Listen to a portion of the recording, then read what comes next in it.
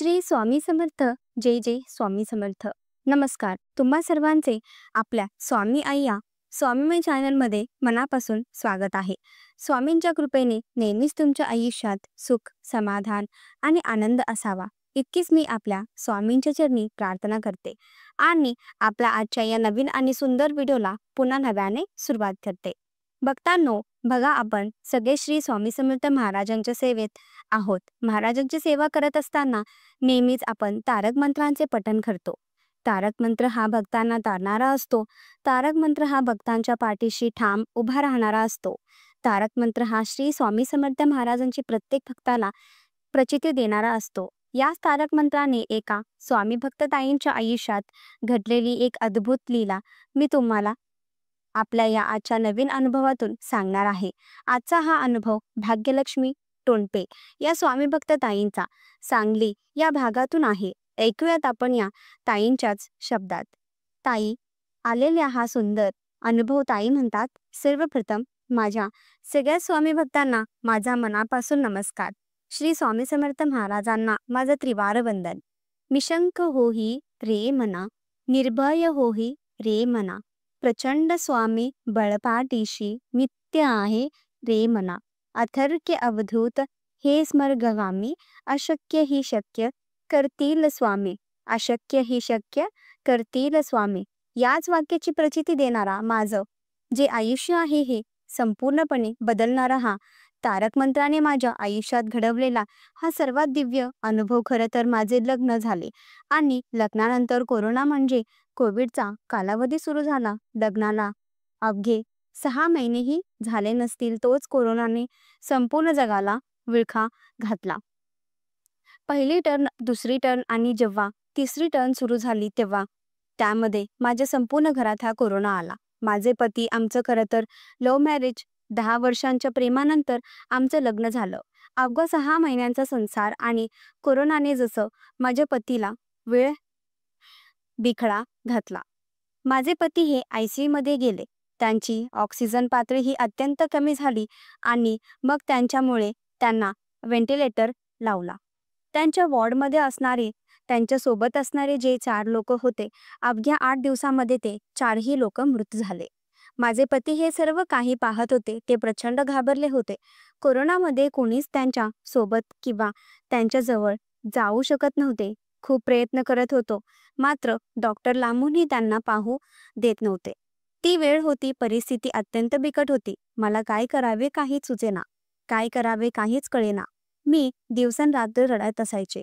जवळपास 15 दिवस उलटून गेले, मात्र तरीही माझ्या पतीबद्दल कुठलीच वार्ता नव्हती. शेवटी एके दिवशी खूप प्रयत्न करून मी हॉस्पिटलपर्यंत पोहोचले, मात्र तिथे गेल्यानंतर स्टाफने मला पुन्हा अडवले. नेमकी योगायोगाने तिथे असणारी एक नर्स माझ्या ओळखीतली निघाली. मग तिला मी माझ्या पतीची चौकशी विचारली. तिचं मन थोडंसं नाराज झालं, चेहरा उतरला आणि तिने मला एवढंच सांगितलं, देवाचा धावा करा. कुठला देव आणि काय मला काहीच कळत नव्हतं. कारण गणपती बाप्पांना मी पाण्यात ठेवलं होतं, पांडुरंगांची मी आराधना करत होती, लक्ष्मीची मी ओटी भरत होती, कुलदेवीची उपासना करत होते. आता अजून काय करू मला समजत नव्हतं. तेव्हा त्या नर्सने, त्या मैत्रिणीनेच मला स्वामी मार्ग दाखवला. तिने मला सांगितलं, घाबरू नकोस, काळजी करू नकोस, श्री स्वामी समर्थ महाराजावर सगळं सोडून दे. त्यांच्या उपासनेला लाग, काहीतरी चमत्कार होईल. तिने मला अक्कलकोटच्या स्वामीबद्दल बरंच काही सांगितलं. जाताना वाटेत मठ होता, मठात गेली. खरं तर मठ सुद्धा बंद होता, मात्र योग असा आला की मठाच्या बाहेर पोचले आणि जे लोक मठ सांभाळतात त्यांच काहीतरी साहित्य त्या मठात राहिलेले, म्हणून ते लोक उघडून आत गेले. कोरोना असल्यामुळे मठात कोणालाच परवानगी नव्हती, पण मी मठात बाहेर रडत होते हे त्याने पाहिले. त्याने मला आपुलकीने आत बोलावले. त्यांनी माझी विचारपूस केली. मी माझ्या पतीबद्दल त्यांना सगळं सांगितले. काळजी करू नकोस, अचानक योग आला. आम्ही मठात आलो आणि तू सुद्धा मठाच्या जवळ आलीस. स्वामींनी तुला आत घेतलं. त्यांनी मला स्वामींची जी विभूती होती ती दिली आणि ती विभूती त्यांच्या कपाळाला लावायला सांगितली. शिवाय स्वामी सारामृत ग्रंथ त्यांनी मला दिला आणि स्वामींचा फोटोही दिला. त्यांनी सांगितलं की आजपासून रोज तू 1 मांडी 7 पारायण कर. सलग 7 दिवस 7 पारायण म्हणजे रोज 7 पारायण असं 7 दिवसामध्ये तुझे 49 पारायण होते. आणि त्या 7 दिवसामध्ये काहीतरी चमत्कार घडली. माझ्याकडे कुठलाच मार्ग नव्हता, कुठलाच पर्याय नव्हता. मी घरी आले. मी सारामृत वाचू लागले. स्वामींचा फोटो देवघरात ठेवला. मी पारायणाला बसले. पहिल्या दिवशी मी मांडी 7 तासात 7 पारायणे पूर्ण केली. आणि त्या दिवशी रात्री मला एक स्वप्न पडले. ज्या स्वप्नात माझ्या घरात असलेला स्वामींचा फोटो तेच स्वामी होते आणि स्वामी मला सांगत होते, तू तारक मंत्र म्हण. खरं तर तारक मंत्र काय मला माहिती नाही. यूट्यूबला सर्च केला तेव्हा तारक मंत्र आला. स्वामींची इच्छा असावी माझ्याकडे ही सेवा घडून घ्यावी म्हणून हा तारक मंत्र म्हणायला सुरुवात केली. दुसऱ्या दिवशी मी पुन्हा त्या मठाच्या समोर गेले. पुन्हा तिथे असणारे मठ सांभाळणारे जे दादा आहेत ते मला भेटले. माझे स्वप्न त्यांना सांगितलं. त्यांनी मला सांगितले, भाग्यवान आहात, स्वामी स्वप्नात आलेत आणि सेवा पण दिले. तुम्ही सारामृत पठणासोबत तारक मंत्रांचे पठण करा. तारक तीर्थ बनवा. एक ग्लासभर पाणी तुमच्या समोर ठेवा. त्यावर उजवा हात ठेवा. स्वामींचे स्मरण करा. 11 वेळा तारक मंत्रांचे पठण करा आणि हे तारक तीर्थ तुमच्या पतीच्या तोंडावर शिंपडा. आता पतीच्या तोंडावर शिंपडणे हे शक्य नव्हतं हे त्यांना सांगितलं. मग त्यांनी मला सांगितलं, पतीच्या नावाने ते तीर्थ तुम्ही स्वतः प्राशन करा. तारक तीर्थ बनवले. मी स्वतः प्राशन केलं आणि थोडेसे तारक तीर्थ मी हॉस्पिटलच्या समोर घेऊन गेले. तिथे ती नर्स होती, माझी मैत्रीण होती. तिला ते तीर्थ दिले आणि पतीच्या अंगावर शिंपडायला सांगितलं. तिने माझ्या भक्तीसाठी ते केलं. तुम्हाला सांगते 7 दिवस सलग हे, पण 7 दिवसात काहीच परिणाम दिसला नाही. शेवटी त्या एका पॉइंटला माझ्या स्वामीवरचा विश्वास उडाला. 7व्या दिवशी मी स्वामींसोबत खूप भांडले. मी 7 दिवसांचा रात्र आणि रात्रीचा दिवस करून स्वामींची सेवा करत आहे, मात्र तुम्ही सुद्धा मला प्रचिती दिली नाही. सगळे देव खोटे असतात असे मी नको नको ते म्हणू लागले.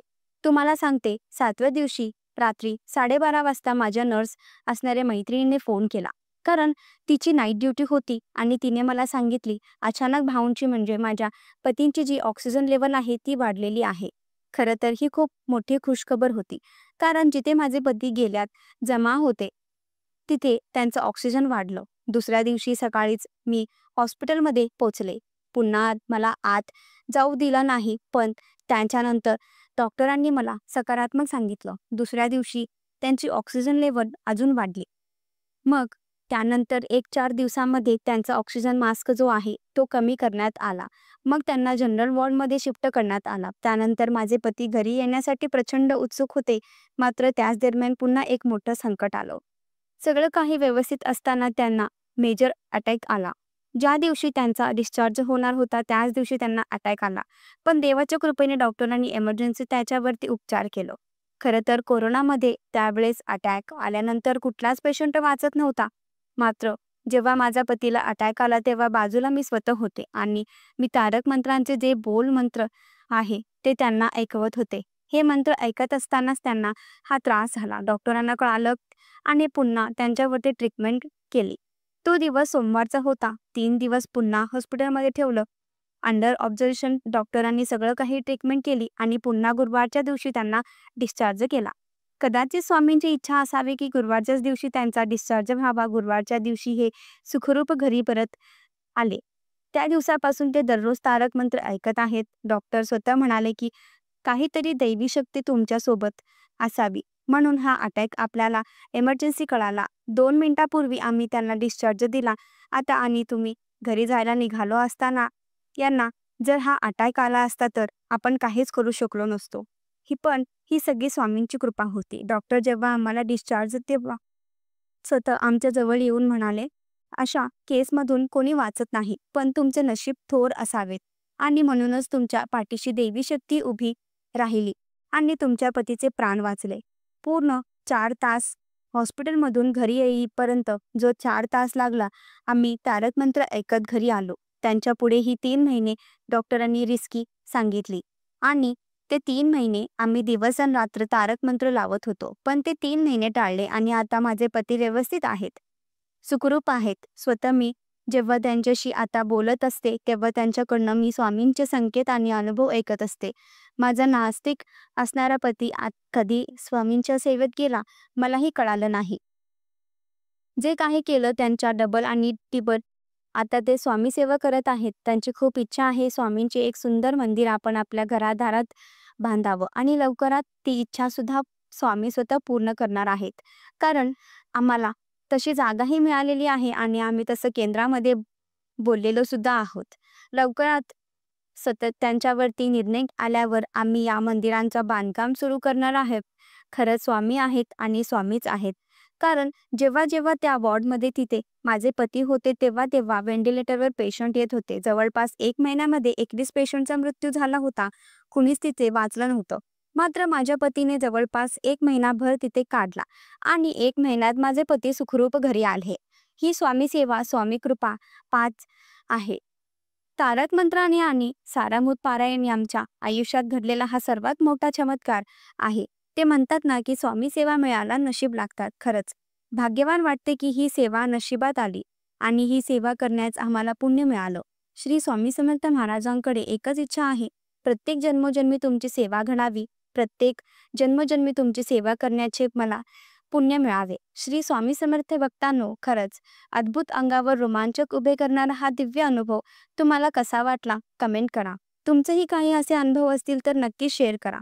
श्री स्वामी समर्थ. जय जय स्वामी समर्थ.